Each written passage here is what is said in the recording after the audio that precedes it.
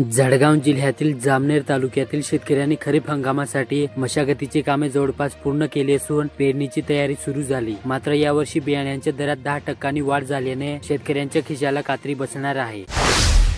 धुळे शहरात अतिसार रुग्णांचा धोका वाढल्याने आतापर्यंत तब्बल 79 रुग्णांना लागण झाली, तर कुमार नगरातील मोहनलाल सबनानी वय 34 या तरुणाचा अतिसारामुळे मृत्यू झाला. या आजारांवर नियंत्रण मिळवण्यासाठी मनपा आरोग्य विभागाकडून तातडीने शिबिर घेऊन रुग्णांची तपासणीवर भर देण्यात आला.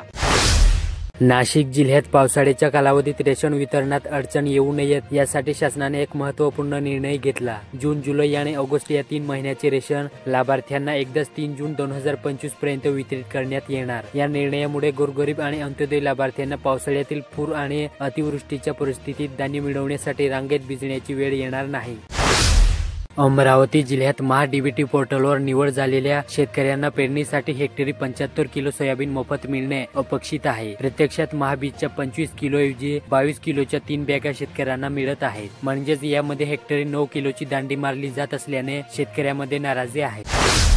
यवतमाळ जिल्ह्यातील पांढरकवडा बसस्थानकावर महिलांचे दागिने आणि रोख लपास करणाऱ्या महिला टोळीला पकडण्यात पोलिसांना सोमवारी यश आले. या टोळीकडून पोलिसांनी 9,75,000चा मुद्देमाल आणि कार जप्त केली. चंद्रपूर जिल्हा नियोजन समितीची निधी हा विकासाच्या कामासाठी उपयोगात आणला जातो. या निधीचे वितरण करताना जिल्ह्यातील सर्व लोकप्रतिनिधींना विश्वासात घेऊनच वाटप करण्यात येईल, अशी ग्वाही राज्याचे आदिवासी विकास मंत्री तथा जिल्ह्याचे पालकमंत्री डॉ. अशोक उईक यांनी सोमवारी दिनांक 9 रोजी जिल्हा नियोजन समितीच्या बैठकीत दिली. नागपूर जिल्ह्यात घोरफडी करून 6,02,500 रुपयांचा मुद्देमाल चोरी करणाऱ्या आरोपीला योजदरा नगर पोलिसांनी गजाआड करून 3,04,500 रुपयांचा मुद्देमाल जप्त केला. दरम्यान आरोपीचा साथीदार फरार असून पोलीस त्याचा शोध घेत आहेत. भंडारा जिल्ह्यात नेरलासह परिसरात धुमाकूळ घालणाऱ्या बिबट्याला अखेर 4 दिवसाच्या प्रयत्नानंतर पकडण्यात वन विभागाला यश आले. यामुळे ग्रामस्थांनी सुटकेचा विश्वास सोडला.